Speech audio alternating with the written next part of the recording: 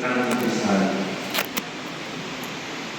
Ang pangyayari sa Pilipin ay isa pa nangyari sa buhay ni San Vicente na maaaring naging bahagi ng kanyang pagpapalalim ng kanyang kawananan. At sinasabi ni San Vicente na walang dala kundi ang kanyang mga salita at matinding malasakit para sa mga mahihirap. At ayon sa kasaysayan, ang pangyayari sa Philippines, sa Pransya, ay pangyayaring naging binhi ng maliit na samahan na ngayon ay inikilala natin Congregation of the Mission. Yun ang unang pangyayari. At ang pangalawang pangyayari ay sa lugar sa Siyon.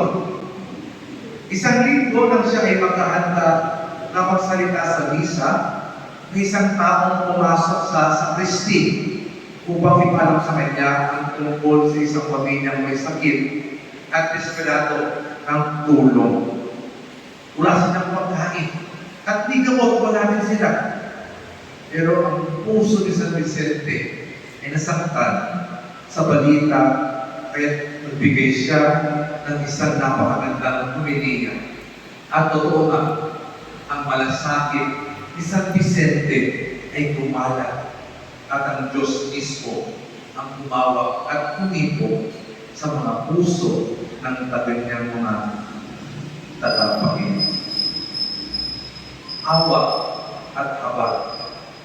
Mapagin ang malasakit para sa mga mahihirap ay ang salika ng buhay at misyon ni San Vicente.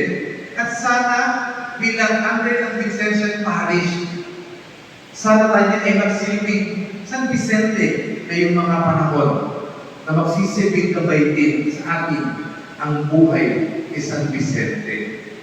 Si San Vicente, he is an effective and affective compassion na ang kanyang malasakit ay isang damdamin, ang kanyang mabisang malasakit.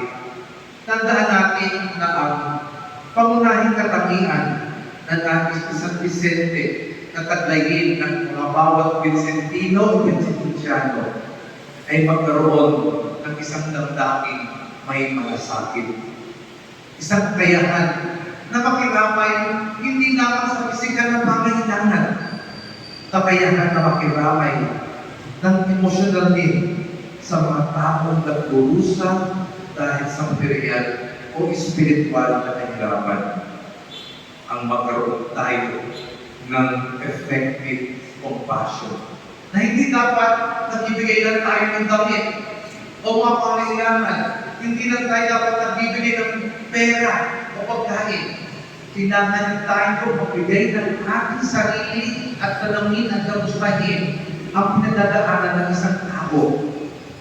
Ang magkaroon ng isang mabisang malasakit, kakayahan na tumugon sa naaangkop sa mga pagdurusa nito sa mga magitan na hindi lamang ang ating panalangin, kundi may kasamang gawa ng awa at mga hakbang sa katarungan. Tulad na sinabi ni San Vicente tungkol sa pagmamalasakit, magpumit tayo na magtulungan sa pag-unlad sa lahat ng virtues, and most especially the virtues of compassion. Because compassion asks us that we go where it hurts, that we enter the places of pain, that we share in the brokenness, fear, confusion, and anguish of others. Compassion requires us that we may be weak with the weak, vulnerable with the vulnerable, that we may be powerless with the powerless. Pero ang virtue ng compassion o malasakit na ito ay mangyayari lamang kung ang malasakit na ito ay nakatanim o nakaugat kay Jesus at lalo sa mga aral ng Ebanghelyo. Kailangan pakainin, paunlarin, at paulit-ulit natin isagawa sa araw-araw ng buhay.